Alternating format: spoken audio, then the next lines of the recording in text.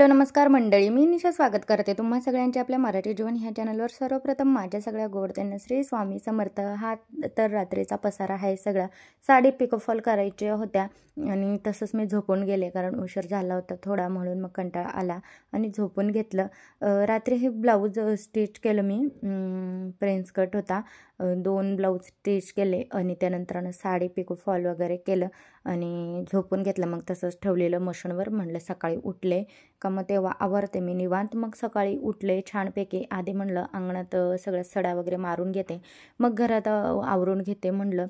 तर आधीचे आहे अंगणामध्ये सडा मारून घेतला आणि खूप छान कवळं कवळं ऊन पडतं सकाळी। उन्हाळ्याचं आहे ना, लवकर ऊन पडतं, 7 वाजलेले असले तरी ऊन असं दिसायला लागतं लगेच।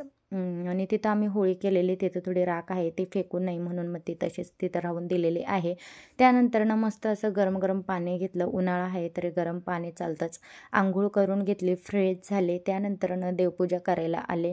आंघोळ केले की मी लगेच देवपूजा करते, चहा वगैरे घेऊन दुसरं काम कोणतंच करत नाही, आधी देवपूजा करते। तर माझं पिल्लूसुद्धा बाप्पा करत होतं, त्याचे पप्पा त्याला खाली टेकवत होते आणि बाप्पा करायला लावत होते। तर लहान बाळांना कसं अशी सवय लागत असते, जे आई वडील करते तेच ते करतात आणि आपण त्यांना सांगायला पाहिजे की बाप्पा कर हे ते, नाहीतर मग आत्ताच्या पिढीला ती सवय लावणं खूप कठीण जातं।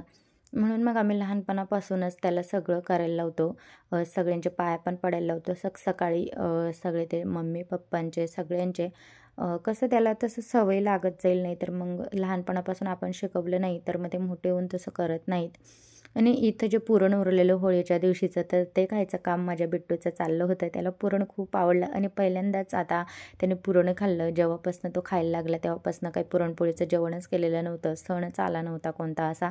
आला असेल पण मग तो खायसारखा नव्हता किंवा त्याने खाल्ला नसेल, हे पहिल्यांदाच त्याने खाल्लं। तर खूप छान वाटतं असं, तो खातो तर काहीतरी गोष्ट, म्हणजे काहीतरी वस्तू जर घेऊन त्याने छानपैकी खाल्ली तर खूप असं मनाला शांतता भेटते।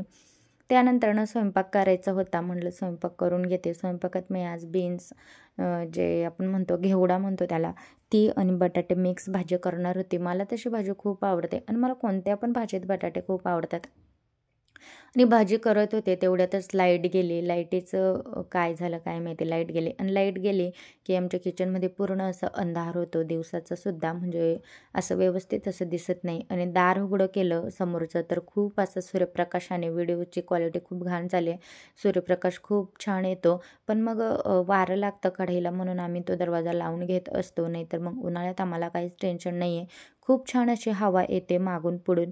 आणि मी आधी मिरची वगैरे काही टाकले नाही, थोडंसं बटाटे आणि बीन्स छानपैकी असे शिजून दिले थोडेसे आणि त्यानंतरनं मग मिरची वगैरे टाकले। पहिले लसूण आणि जिऱ्यामध्ये फोडणी देऊन दिली, थोडंसं मीठ टाकलं, कारण कसं आहे ना, अशा सुक्या भाज्या मी जास्त करून असंच करते, नाहीतर मग ते मसाला पूर्ण जळून जातो आणि भाजीला टेस्ट राहत नाही, पूर्ण मसाला असा जळल्यासारखा होतं।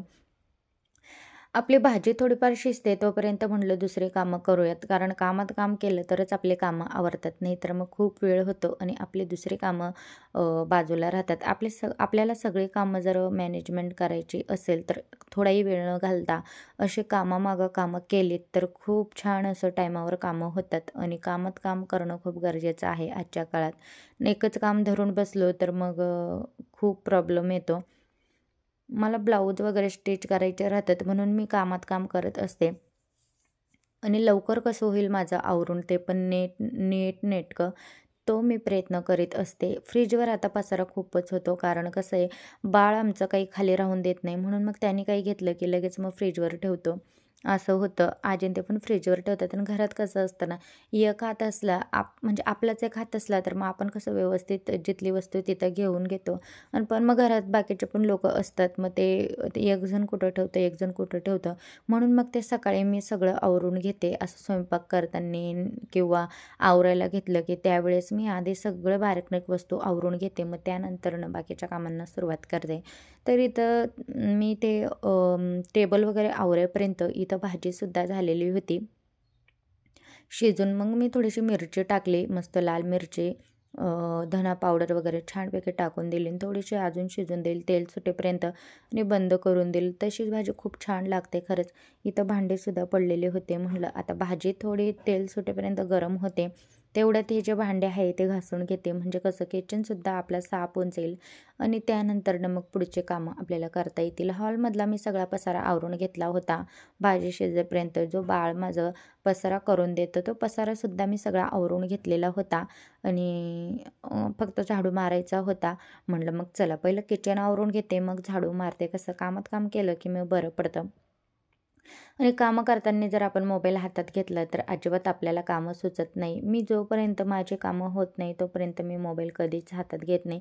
जर तुम्हाला 12 वाजेपर्यंत सगळी टोटल कामं जर आवरायची असतील नीटनेटकेपणाने, तर मोबाईल कधीच हातात घ्यायचा नाही. कोणाचा कॉल आला तर सांगायचं की मी नंतर फोन करते किंवा नंतर बोलू असं. आणि मी रील्स वगैरे कधीच बघत नाही कामाच्या वेळेस, कारण आपण एक रील जर बघायला गेलो तर लगेचच आपण दुसरी रील स्क्रोल केल्याशिवाय राहत नाही आणि तेवढं अर्धा पाऊण तास कुठं निघून जातो आपल्याला कळतच नाही. म्हणून मग मोबाईल दूर ठेवणं खूप गरजेचं आहे कामं करताना. तेव्हाच आपल्याला दिवसभरची जी कामं नेमलेली असतात ती होतात.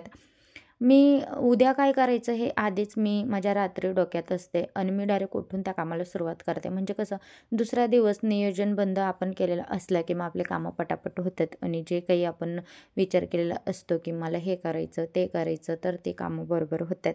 नाहीतर मग आपण काहीच विचार न करता तसंच रील बघत बघत झोपून गेलो तर सकाळी उठून आपल्याला कामं सुचत नाही. असा प्रॉब्लेम होतो. तर माझे 12 वाजेपर्यंत सगळी कामं झालेली आहेत. स्वयंपाक, पाणी, झाडू, पोछा सगळं आवरून झालेलं आहे आणि इथं छान खरंच घरात खूप फ्रेश, प्रसन्न वाटतंय. इथं झाडंसुद्धा खूप हिरवेगार दिसत आहेत आणि इथं मी एक फांटे लावलेली 15 दिवसापूर्वी, तीसुद्धा खूप छान फुटलेली आहे. बघू शकता तुम्ही. कॅमेरा थोडा ब्लर झाला, उन्हात मला कळालं नाही, पण खूप छान अशी फांदी फुटलेली आहे. तर चला बाय. व्हिडिओ आवडला असेल तर व्हिडिओला नक्की लाईक करा. भेटू पुढच्या व्हिडिओमध्ये.